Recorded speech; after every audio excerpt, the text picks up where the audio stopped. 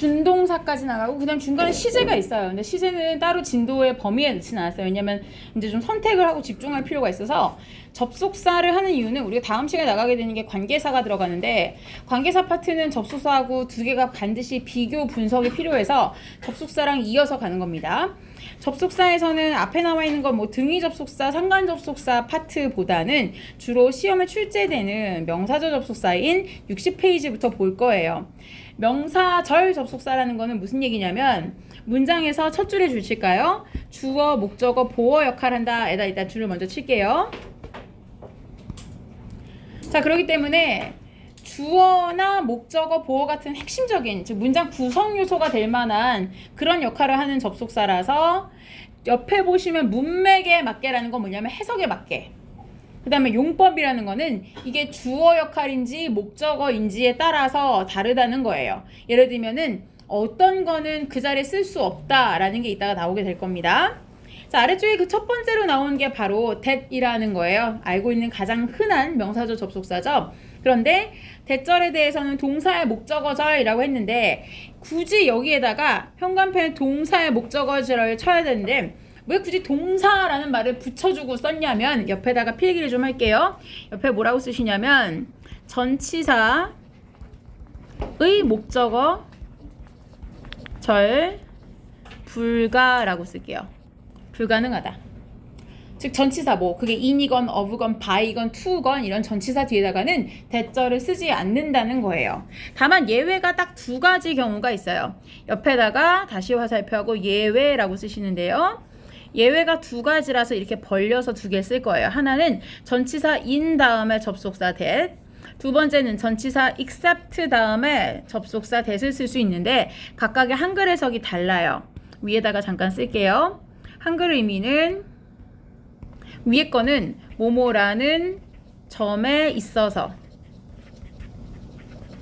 아래 거는요 그거의 반대 의미예요. 뭐뭐라는 점을 제외하고,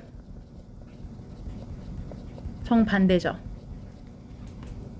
in that, except that. 요 경우만 that을 저렇게 전치사 뒤에다 써요. 근데 저걸 제외하고는 뭐 to that, of that 이런 거 없다는 얘기예요. 그래서 예외적 상황 두 개만 보시고요.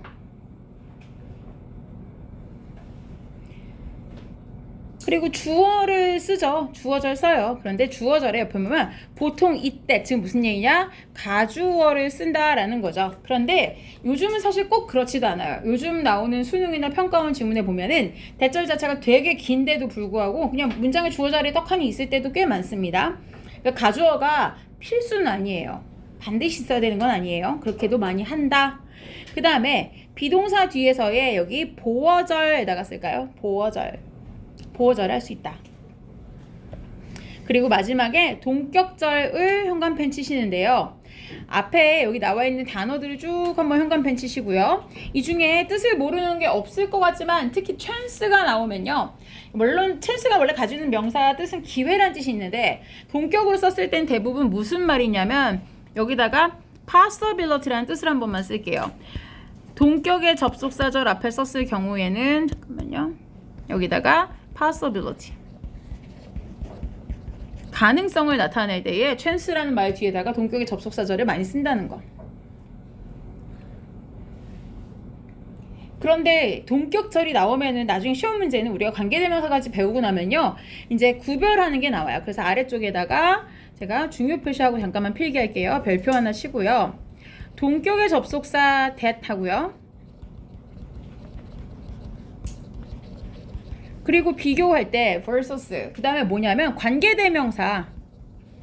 관계대명사라면 상황에 따라서 that도 가능할 거고 또는 위치를 써도 되는 자리가 있을 거예요. 근데 이걸 어떻게 구별하냐는 거예요. 앞에 선행사가, 즉 선행사는 아니지만 동격의 경우 앞에 명사가 있을 수 있잖아요. 여기 위에 있는 예문으로 얘는 볼게요. The fact라는 말이 있었어요. 그리고 나서 뒤에 that이란 접속사가 있고 이렇게 문장이 이어져요.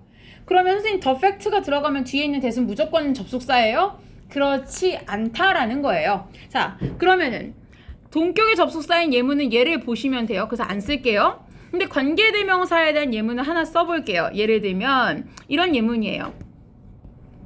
I will tell you 이랬어요. 제가 말해줄게요. 내가 너한테 말해줄게. 근데 저기 있는 그대로 써볼게요. The fact, 그 사실을 말해줄게 이랬어요. 그럼 the fact 다음에 that이 오면 여러분 무조건 동격이라고 생각하죠. 왜 위에도 the fact that? 제가 쓰는 것도 the fact that이니까. 근데 뒤를 볼까요? You still don't know라고 쓰고 마침표를 닫아버렸어요. 자, 그럼 뒷문장을 봤을 때 뭐가 없죠? 네가 모른다에 목적어가 없죠. 그러니까 네가 아직도 모르고 있는 바로 그런 사실을 내가 말해줄 거야. 이런 얘기예요. 그러면 이 that인 경우는 which를 써도 되고 생략을 해도 되죠. 왜? 관계대명사 목적격이니까요. 그치만 여기 있는 the fact that을 보고 역시 동격이었어 라고 생각하면 안 되는 거죠. 왜? 그렇게 되면 which를 못 쓰는 거잖아요. 동격이면. 즉 위에 있는 건 위에 있는 요 the fact that은 저 that자리에 which를 쓴다거나 생략한다거나 안 되죠? 밑에 건 된다. 왜? 하는 역할이 다르다는 얘기예요. 그래서 무조건 the fact가 나왔으니까 뒤에는 대시 접속사겠지 가 아니다. 구별을 해야 된다. 그럼 어떻게 구별해요? 여기다 이제 쓸게요. 동격의 접속사라면은 뭐가 들어가겠어요? that 더하기 뒤에 완전한 문장. 즉 완전하다는 건 이것도 역시 수동태 개념이랑 연결돼요. 타동사라면 목적어가 있다. 이 얘기죠. 주어도 있고 타동사라면 목적어까지 갖추고 있다. 근데 관계대명사 대시라면 뒤에 뭐가 오겠어요? 불완전. 즉 주어가 없거나 아니면 주어랑 동사까지 있는데 어라 왜 타동사인데 목적어가 없지? 그런 거. 그게 불완전이에요. 벌써 완전하다라는 문장까지도 수동태 개념이 연결되죠? 수동태 하나. 타동사 뒤에 목적이 있어야 된다는 개념이 현재분사, 과거분사 구별할 때도 왔고 여기까지도 이어집니다. 자, 여기가 중요한 거였고요. 그 다음에 넘어가 볼게요. 뒷페이지 가보시면 whether가 나오는데 실제 시험에서 여기 굉장히 많이 나와서 여기에다 별표를 하나 일단 해보고 시작할게요. whether if라고 되어 있는데 whether는 주어절, 목적어절, 보어절 사용된다 그랬는데 사실은 동격절도 돼요. whether는 다 한다고 보시면 되고요. if는 목적어절로만 사용된다 이고요. 심지어는 여기다가 목적어절로만이라는 말은 눈치채야 돼요. 그럼 무슨 얘기야? 다른 거 못한다는 얘기죠. 주어나 보어 못한다는 얘기고 심지어는 뭐도 못하냐면요. 목적어절인데 동사의 목적어절만 가능. 즉 뭘 못한다? 전치사 뒤에 사용 불가라고 쓰면 돼요. 즉 전치사의 목적어절로 쓸 수 없다.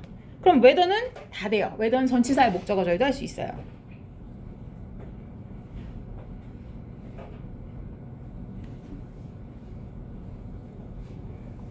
whether는 같은 의미지만 즉 뭐뭐인지 아니지만 주어, 보어, 목적어 다 하고 아래서 제가 말하자면 동격절도 할 수 있고 그치만 if는 동사의 목적어만 할 수 있다. 그래서 동사의 목적어 되는 자리 여기 보여주고 있어요. 두 개가 된다는 의미로 괄호 속에다 if를 넣어놨죠? 나는 그에게 물었습니다. 에 대한 목적어절로 whether if 써놓은 거예요. 자, 그리고 전치사 뒤에도 써있는 거 여기 보이시죠? 전치사 on 뒤에다가 whether절은 이렇게 쓸 수 있다라는 얘기예요. 그리고 여기는 안 써있지만 4번을 여러분이 숫자를 쓰시고요. 여기에다 뭐라고 쓰냐면 동격도 가능하다. 동격절 whether도 가능하다. 예를 들면 어떤 문장이냐면 I 이렇게 문장 예문으로 하나 쓸게요. 여기다가 I have a question whether he will come or not 이렇게 썼어요. 자, 그럼 여기서는 이 whether 절 자체가 앞에 나와 있는 이 question이라는 말 여기 나와 있는 이 question 의문점이라는 말이 즉 뭐뭐인지 아닌지라는 whether절 전체 내용과 일치하는 거죠. 난 의문점이 있습니다. 궁금한 게 있어요. 그 내용이 뭐야? 그가 올 것인지 안 올 것인지 이렇게 되는 거죠. 그래서 뒤에 있는 부분이 결국 동격을 나타내는 절이다 예요. 자, 뒷부분은 이제 간접의문이랑 그냥 부사절이 있는데 부사절은 사실 제가 분사구문할 때 보면은 각각 원인, 시간, 조건을 나타내는 부사절들은 여러분 다 아는 접속사라서 따로 다시 하진 않고 문제로는 확인을 할 거예요. 그래서 이 파트는 문제로 한번 다시 점검하고요. 이건 제가 정리하는 프린트를 지금 드리겠습니다.